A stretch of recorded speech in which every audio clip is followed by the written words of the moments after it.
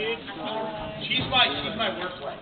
Yeah, at work, we let's go. I work with like a family at this point. I go in, Tom messes with me. I'm like, what? No, we're not that.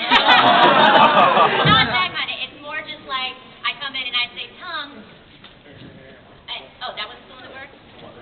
Okay, good. It's more like I come in and I say, Tom, did you do this yet? Did you take out the trash or did you like that the episode? I'm like, yeah, I'm getting to it. I'm like, okay, come back later. Tom, did you lay back your episode yet? No? Okay. Can you clean up your studio? What is it? These scripts are from last month. Why are they 27? That's, so we have that.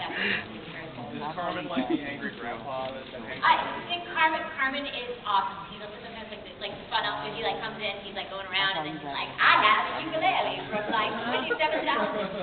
I have to say, you all know me from things that I've done like Sonic the Hedgehog, Lina Inverse, Lina Inverse.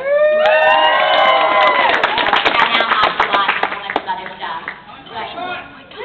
And putting on my thing over here. We just finished signing a couple of minutes ago, but I had to run back to the hotel to get some stuff that I wanted to show you. You may see some double stuff because Tom and I work together now. I'm working at Do Art as a producer, and I'm the director. Tom's our main director, and then I step in also on other stuff for different projects.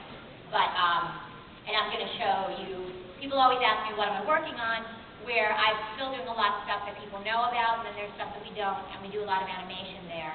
And one of the things that I've gotten to do with this is he showed you a series that we talked about before called Roger the Rickshaw, which I know he showed you some. But what I do on that show, besides a voice on it, is I'm the producer. So he directs, he does all that. I watch everything over, and then we put music and sound effects on it. So, and then I put the music, and they write the music and sound effects. I watch down, and I'm change this or this, and you can tell sometimes because you'll watch music on it, and you're like, okay, did you just break up with your girlfriend? This is for a 5-year-old. And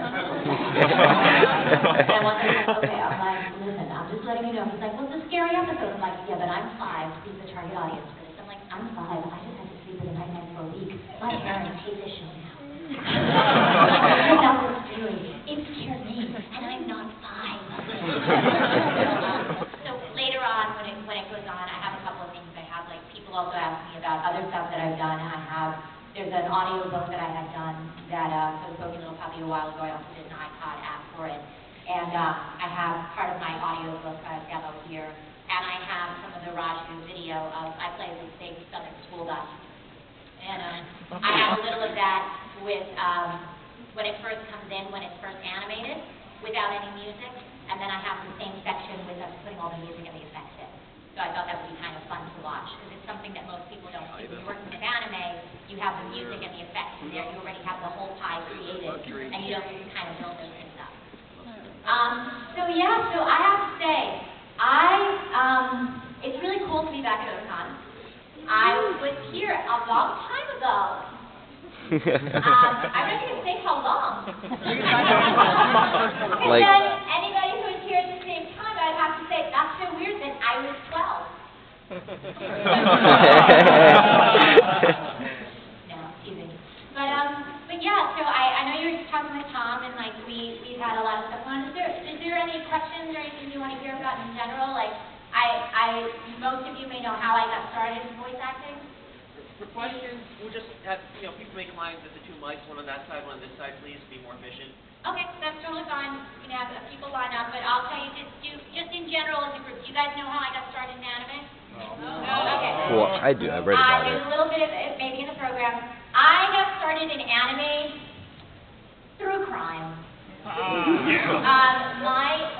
the time, I have been doing this for a while. I started when I was in college. I had come home, and I actually had done my first audition for a show called Record of Lotus War. And the first audition I ever did for anime, I was a theater major over at Hofstra University. And I come home, and I actually had mono. So I was home for the whole time. So while I'm on break, I go out, I come home, and my car at the time, this little Ford Escort named Faith, I called her. I had been in a little hit up with her, and she didn't work so well. The battery kept draining, so I had parked her outside and hung up. We needed to go. He drove like 10 feet. The car would like pop out. I need to get a new battery. I wake up one day, and it's gone. And I'm like, hell is my car. And then I'm like, my freaking brother took my car. My brother Jeremy, who also got me into anime and a lot of other, not anime things, but they were all like back in the day, like real anime. They were like, we don't watch stuff. Not at all. We don't watch them. We don't do anything. I'm like, whatever. He goes, I call him up. I'm like, hey man, have you seen my car? He's like, yeah. Dude, your car doesn't work. Did you know that? I'm like, yeah, that's why I said don't take it. He's like, yeah, well, I'm like, well, where are you now? He's like, me? I'm like over at the beach. I'm like, where's my car? He's like, oh, that's at George's house. I'm like, who's George? I'm like, so I start calling up all his friends that I know. I'm like, so man, do you know who George is? Do you know who my friend on the phone? Who, coincidentally is, he is interning at San Antonio at the time.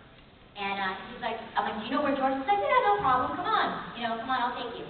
So we go over there, weirdest day, drives me over to George's house to find this. We find this weird, crazy freak show of a circus with like these strange, like this like weird little tiny tiger in a cage, and it's like in a crib. It was like, has anybody heard of this movie, Something Wicked This Way Comes? It was like, yeah, that's what it was like. It was like this crazy, bizarre carnival. So I'm chasing after like this criminal activity that my brother did, installed his car, trying to get my car. Finally get the batteries. As we're going through, we get to this like weird freak circus with this llama that has a really bad underbite.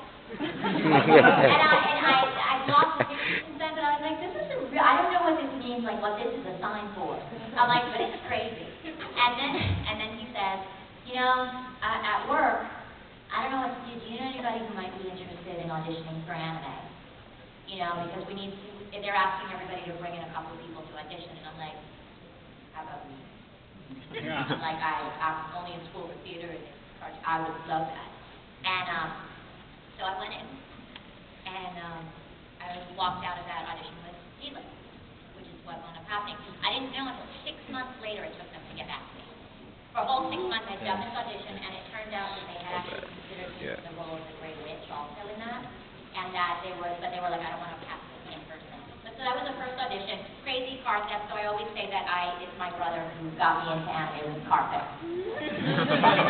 So funny. I like crime sometimes. Hey. But only in the family. So, so that's my